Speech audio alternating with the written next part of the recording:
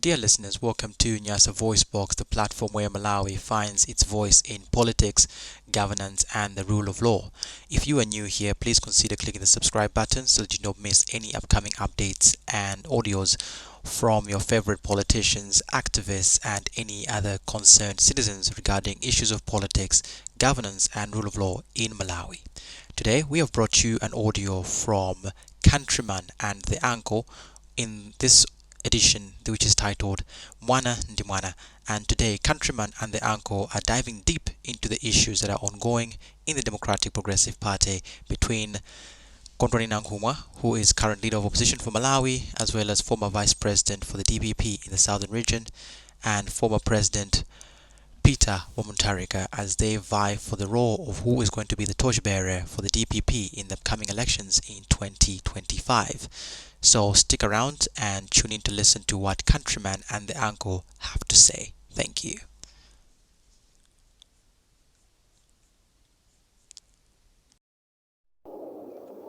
Mwasula bwanji Amalawi nonse kwina kulikonse kumene muliso ndine Countryman komanso I'm with the uncle from holiday.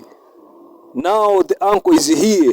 Nde panopa ndipoti iyayi masiku onse ndimabwera ndi mitu ndine, koma lero ndikuona kuti uncle abwere ndi mitu ya lero chifukwa chonena kuti pakati patu pachitika zambiri koma sitinayikepo mulomo. Nde panopa uncle perekani moni mwa nthawi zonse, muyambepo ndithu nkhani imene. Moni Amalawi nonse. Mena akambira Countryman iwa.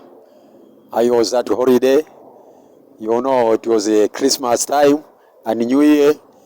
And I was at home with the parents and the kids. Although we are in the period whereby the country is at the situation which cannot be controlled simply because we don't have a purchasing power here in Malawi. People, they don't have money, although we went to holiday, but we are there because it was a philosophy that during Christmas time and New Year we are supposed to be at home. But we went there with nothing. So our Countryman said that today I am the one who brings the topics, I think, to our audience. But according to the philosophy of our uncle and the Countryman, I'm not supposed, I think, to bring the topic at the moment, simply because I was at home, I was not in town, I was there at remote areas. The Countryman is the one who is going to bring the topics, I think, to our audience today. Thank you. Uncle, okay, I'm the one who's supposed to bring the topic. Okay, I'll take that challenge. Uncle, panopa papita nthawi yaitali. Andi pakati apapa pachitika zambiri. Nde uncle, ine topic imene ngofuna kuti tifotokoze lero. Yes. Mutu wake ungokhala mwana ndi mwana. Mwana ndi mwana. Ndimene tikuimbidwa pano mwana ndi mwana. Nde uncle, nkhani apapa imene ilipo ndi achikulira wawa achikulira Nakhumwa. Yes. Mbuyo mwakha kumayitanidwa iwowa kuti apite ku page house. Ndi munthu wamkulu. Yes. Bwera apa mphanga tikambirane. Yes. Koma iwo akhala kunyalanyaza. Yes.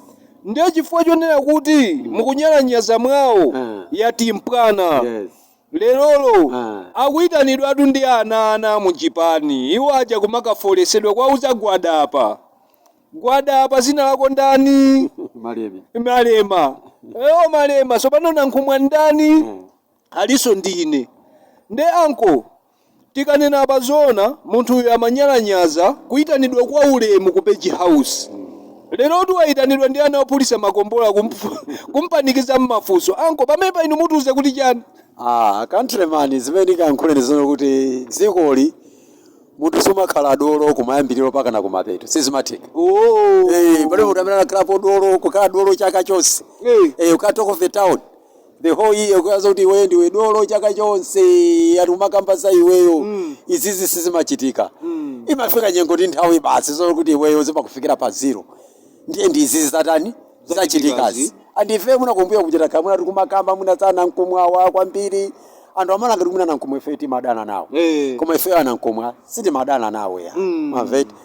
Koma chifukwa kuti iwowa mission iyi it was a project mwina niyo simukuziwa and muna countryman ndikuvuzeni kuti project fefe pano pano veti mauza Malawi na DPP zona zake zeni project iyi Nakhumwa sana iyambe lero anayamba kale anayamba nthawi cha APM atasankha achimulirenji kukhala VP mwamveti Nakhumwa zinapweteka kwambiri mwamva odoya mazipanga defend kuti ayi ine sindudanda achimulirenji ndigwira nawo ntchito lana zabwera kunchewu kunoko amawafuna anthu angu apimba m'maso koma Nakhumwa ni munthu wansanje ku chipani kwambiri samafuna kuti akakhale pasukulu pawo ndiye ni madabwa zakuti APM amachokera kumwera ngati president asangaso Nakhumwa kukhala vice bwanji sochokeraso kumwera kwani mavoti atakuchoka kutcholo ndi kumulanje chipani pamafuka kuti ife chipani cha DPP sitimakhulupirira za sankho kamwe chipangire mwina chipani cha MCP chomotenga mwina maudindo okumwango pasana region imodzi DPP sipanga zimene zonse ndiye apa ndimene ndakuza kuti countryman munthu simakhala dolo mchaka chonse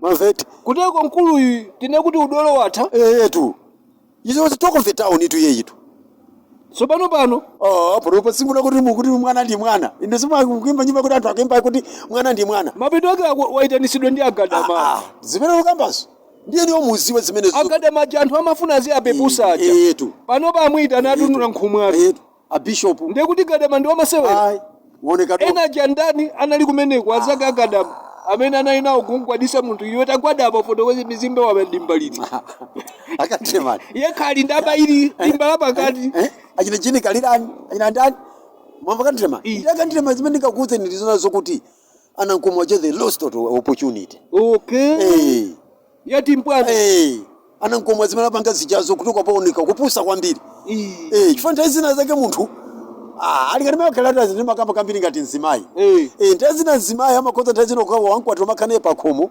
akhala ndi chibwezi koma kutukana iweyo mwamveti kuti apapa iwo contract bina malandire weje ku MCP ndi ku UTM ya tap tapo tu ande papa chini makufuna ndrama zake tu iwo abweza ene kuti abwezi naka si contract bina napangana weje ndi chilima kuti ukazatenge chipani chi cha DPP uzakhala vice ndi zakhala president that's why moneni yozulo zikuchika zimene zichazo masapoters ambiri UTM kuncho kuno kwakhala kuti andaula kwambiri mwamveti andino mwauza masapota ochuluka ndikumva ineyo wauza kuti apatu ndi ati mpwana masapota UTM kuncho kuno kwakhala kudandaula kwambiri ako zimene zachitika papa ndiye moruma sizinaende pamene ndakuza kupembera kuti niziteka bwanji kuti iniyo player ndi wanderers koma sapota amene akunkonda iyo chokhala bullet sizikuteka bwanji ndine madabo kuti Nakhumwa amene mamukira kumbuyo kwambiri ambira makhala UTM au kama kuti masapota za UTM azitani azinkona Nakhumwa ndizo zatira zake ndizisi atinoka mukoza kona inu country mene zinu papa ndikamaya kuti APM uja ni munthu wankulu kwambiri muone mene zachitikira papa akwafutsirija mafuso munthu kamafusa mafuso dolo kagidwa pa court umakhala pansi basi olo ku polisi kujera ne simaona amakhazika pa iwe takhala khala papa ndiyo chakuti okudziro amanka na Griseda Jeffrey nsokolo yamaitanisa ndi ndani ndi Griseda koma zona ngakhale Griseda si Griseda so ndiye Griseda yonanga tikumva kuti lero mwina naye waitanisa neso waulula tu oloife kuna libeko koma waulula kuti apa ndisokanira aliya yana nduza ndi abwana that's what kuti meaning ya vice president kuti tipi kuja ma vice president wathe chifukwa pesa ngati ndiyo general president itu wachipani cha DPP pamene iyo chasanali wankulu kuposa institution mwamva mwene iyo chasanali wankulu kuposa chani institution koma ziya kanali ngapo phunziro izizi kwanza kamene achitika kumbuyo koko ndiye ineyo muna ngati anko muna inu ya countryman muna ndimukoza khala ndi chifundo koma ingakherezo kuti anthu ajawo apiramaza kugwira ntchito uzeni anko anthu achanatumira kuti anthu afunse ni mafunso zimene akapeke gatherzo munakalipe akapereke yoja ngati committee ya discipline munakapereke kwa anthu omwena ofuna kuchigamulo kuti anthu atipange nawo chani ineyo ngati anko tiuzeni anko countryman ine ndikanakonda zokuti awatengerepo phunziro kodi phunziro ndilofunika governance in the republic. If you are new here, please consider clicking the subscribe button And as you listen to Countryman and the Anchor, do not forget to leave your opinion below so that we can keep the conversation going and foster a platform where healthy debate is encouraged and everybody can contribute to the development of our political situation here in Malawi. Ndiye ineyo mafuna ndipepe. Kamulani ankolo, uzeni Amalawi, tikudikirira tu Amalawi ndipe. Inene mafuna za kuti anthu awo atengerepo phunziro. Ukudi atengerepo ziro. Awatengerepo phunziro. Chifukwa chipani chamalengeza kuti chipani chatenga alanda. Ndiye ndi treason. Olo munthu kaukira ziko, mulandu waukira ziko ineyo. Sumapulumuka. Ayi. Ndikangaluko. Yetu. Iyi ndikangaluko. Yetu. Iyo nyamafuna kuti chipani chachitepo. Tipipi chapafuna iwa wa chipani cha tipipi chachitani? Chite. Samata alanda. Ndiye kunati kuja panomo katati. Kulikati anthu akamaukira dziko ndiye mwagwira. Pali chimereke makayotani. Anthu mafuna ukire dziko. Ino akatile maline munali msirikali. Ino akati anthu kuti atapita ku malire huku lanthu afuna kukira rende dziko ndiye mukagwira. Pani chimereke makabwa. Timapita nawo. Kuwani Mwala. Kumene kuli kukobe barracks. Ndiye timalowa nawo pa gate pache. Timapitirira nawo se woka. Ndiye timakafika nawo kusogolo kuja. Kumene kuja kuli chandamale. Ndiye tinayi mmanga ukuku ndi cement yeni yakale yakamuzi. Kuti chipolopolo chingatani? Ndiye timayimika.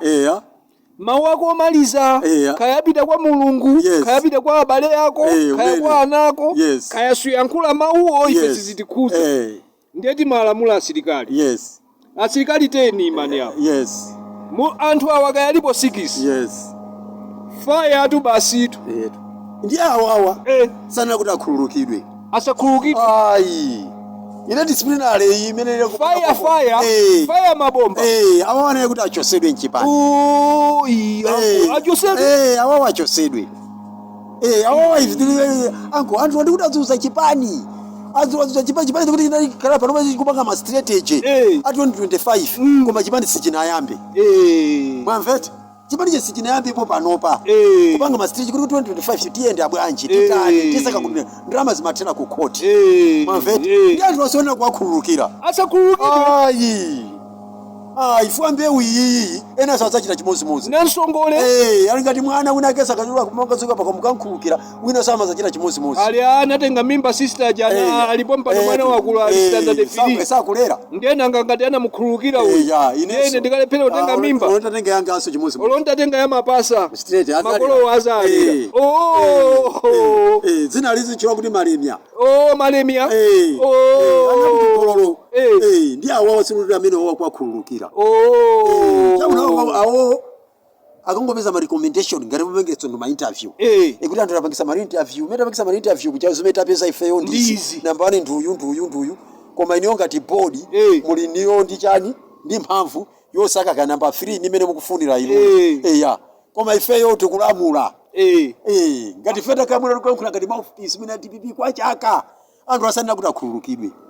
Ayi. Zimene apanga ukoko yachinekerera na anthu otsemera miyamari wose bari komere chambere akapereka ukoko kulikuluko anthu aina kuti achosedwe. Kodi achosedwe? Ina atengerepo phunziro. Phunziro ndofunika. Atichedwesa kwambiri. Atichedwesa. Ino mavuko chokuno anthu amakola kuti amwe ni feyo ngati feyo pali pasala posalira pokuti feyo munati kukizoa ife ngati nziko munomo polilira ndi chipani cha DPP. Zona. Koma tiona netsi zimene zichitika ku chipaniko. Munthu mmodzi kumasogoneza. Anthu kumane kuti yose yatimpwana. Yetu. Mikangano. Yetu. Iyo janali dolo. Kodi anali dolo. Anali wankulu kuposa chipani. He was big more than institution. Yachini manali yuje nanali big more than institution. Ndilo kuti project sina yambe lelo. Inayamba kale. Inayamba kuti kusangidwa achimulirenji. Kuchimizi kuti anthu awansanjewa. Inayamba kale. Sonera kuwasungwa nchipani. Mwina Malawi, mwina Malawi samadziwa. Iyi project inayamba kusankhidwa chimulirenji. Kukala vice chani? President. Ndimene yamba project iyi ndachina greseda yachawo. So ndiye wandi anthu kuti zemene kuti olo masango akubwera awa. Ndiye ndisange anthu achipani, ndisange anthu andale. Mwamveti? Ndiye anko. Mwayimba pamene papa kuti anthu amenewa. Yetu. Aonesana wanjira. Recommendation akapanga ukoko. Anthu amene wawachosedwe. Opanda so kuti ati kwamvera chisoni. Achosedwe. Nangasi anthu amati EBM ndiomvera anthu chisoni. Atonongera. Atolekera soka ndikuti tachedwa. Apapa APM yangane kumbali. Iyo uziza kukamla CPM. Kodi CPM? APM ali kutali nisipotoka kamwitana wasiyana zemane kama kola nitukale. Kuti APM amaitana ino tabwana ndikupeja house kuno tikambirana nisimu kuchita ziweja makula ntima kwambiri. Anali kwa mkulu hiyo kuposa chipani. Anakati wapita nthawi manager wazichepesa wapita ku page house. Page atakhala pa sofa makambirana. Taona ni apa wakakhala pa bench. Bench ya musi. Ndino mazweni umuntu ndikula kama ibidwa mulandu. Unono akantire mano mwala kwisapo kupita ku polisi kuti. Umaikidwa iyo pa sabuti kanena. Khamu mundende. Ndende yokumba paso satiso ndende za polisi. Yokumba paso usiku kulephera okhala pasi. Uzuzu kumaula ngati galimo. Ndiyo nyazirwa nakazikidwa pansi. Maliwe khala apa. Kumafusa. Kudi ni ukuzuza chipani ichichi kwa chaka. Kali osetizo zaka ndikuti chisankho chimulirenji. Amana gali simukuziwa. Project iyi inamba kale. Yolanda chipani. APM wazangu asankha chimulirenji. Iwo anayamba hapo. Tingonena kuti anayamba Yesu asana khomesedwe pantanda. Asana nkhomere pantanda. Iwo anayamba kale. Anayamba hapo kale. Ndiye nthu asonera kuwakhululukira. Asakhululukira. Sanena kuti kantrema ndi anko adikhomerera. Alikantrema ndi anko tu andikhomerera. Awatengerepo phunziro. Phunziro. Ifo mbe uyina kuzo msankhulo. Shoma makani ma reference. Wakuti sanadzivutisa chipani kuyambira kuti umtegulisa ka 4. Mwasenge junda mene munoda chimuneje analisto asana awine tu kungosangira kuti ka running mate wa professor mavet asana awine ndi project inambe kanthakiti fika jama yoje nangomoya mauza kuti ayika mufuna kusankha musange president amene mukumfuna osanene kuti sankhani wa DPP musange president amene mukutani mukufuna tikaluzaso masankhowa ene fiti zipita kwatu kuchisoka kwa kamoto tizikachola na ndolo nini bana muntu ndi wachipongwe inu ndi chipongwe imenya ungamusi ndi muri wasazi ndi muri zimene chipongwe imenya ameyakhula mavoti sana ponye mama ndizipita zori kama akati project ndi yakale project iyo lade chipani chisiality siyalero anko malingana nthawi ino ndiyo balira komanso kochokera fetereza siku kuziwe mawo maliza auzeni Amalawi ine ndilibe mawo maliza ndikuti anthu asakhululukidwe iyi ndi treason iyi ndi treason sharia inenda kupasanikisa kuti munthu akaukira kuti afuna alande dziko ndiye mwangwira timapita naye kuwane mwala kumene kunayambira usilikali ndi awasa aime uko chandamali ndi awasa achosedwe yani tibi sikalaso chipani choyamba aime pa chandamali awachosedwe awachosedwe magulalo se watani achosedwe ngati musipimene achosera gulaki na ujira china chese kabwira kodi MCP tine kuti bwachosa amene aja MCP zero analibe komanso tu amene aja tusanafike pa level iyo kuti anasumira MCP ka 50 sana chitepo koma kumafika kiti pakana ku supreme pakana kutani anasaba ngono kasuma kwa Yesu anakha kuti amakhala mu mtandiremo awo anakapitako awo akasume ndiye ifeyo tukupeza kuti awasakhululukidwe waona ifeyo ngati ifeyo anthu achipani osatira chipani amene masonkhezo ja kukasumira chipani kumasongesa ndalama muncheumu kuti awasatani asakhululukire awawa nangati ati alire kuti amaine kulira fuba ndwe kulira chimene ni mabanga sini machiziwa satana na ndilo wantupi mbazi wanthu amanamizira satana ndiye mwaganizira motani ati alire kulira mwana wa muna walira nimeze akalira choche nimese apopo iwo apasikala udito si promotion kodi anapasa promotion kukakhala advisor wa president azikandira so salary choti udito umene uchawo olonombo tachosa kuchipano meje ukhalapobe nimene kuti kuchipani kumwachose usale udito mbiri kucha wa advisor for advisor uchawo ali papero ya boma family and office of retired president ndiye retired president yamakhala ni ma advisor mamakhala ndi apolisi omweyanganira namazenge zimachoka kuboma ndio kuti mwachosa wao kuchipani udito chokhalapo bazilandirabe ndio kuchipani kumwachose asale ndi udito ase wakuboma akuchipani soko kwake ndi anthu imene zilandira ndalama zake zimachoka ntoma anko chifukwa chake tu apa ndinaona kuti audio imene imwina isatuluke chifukwa apa ndiye atulukabe anko diso kulipa diso basi ayi ndo amarachomene so bana yezo ndi akhoza ukhala wa amarachomene samaziwa anko sabaziwa